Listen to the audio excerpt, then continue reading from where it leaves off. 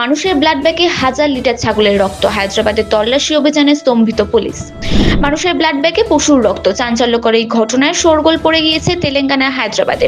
এখানের একটি export import ফার্মে তল্লাশি অভিযান চলাকালীন দেখা গেল রোগীদের জন্য বরাদ্দ ব্লাড ব্যাগে মজুত করা হয়েছে ছাগল ভেড়ার রক্ত। এই ঘটনায় নড়েচড়ে বসেছে প্রশাসন।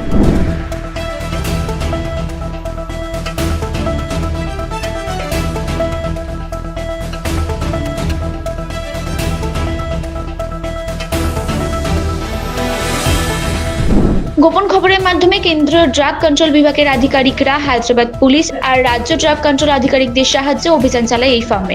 সেখানেই দেখা যায় মানুষের ব্যবহারের জন্য ব্লাড ব্যাগে ভরে রয়েছে পশুর রক্ত। পাশাপাশি সেখানে পাওয়া গিয়েছে রক্ত প্যাকেট করার জন্য ব্যবহৃত অত্যাধুনিক যন্ত্রপাতি।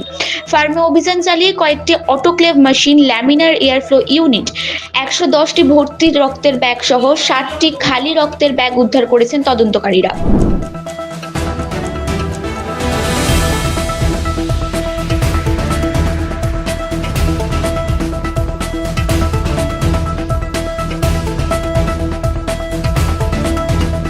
ঘটনার পর থেকে পলাতক ফার্মের মালিক, তার খোঁজে তল্লাশি শুরু করেছে পুলিশ। পাশাপাশি এই ফার্ম থেকে দেশের অন্য কোথাও রক্ত পাঠানো হয়েছে কিনা তা খতিয়ে দেখা হচ্ছে।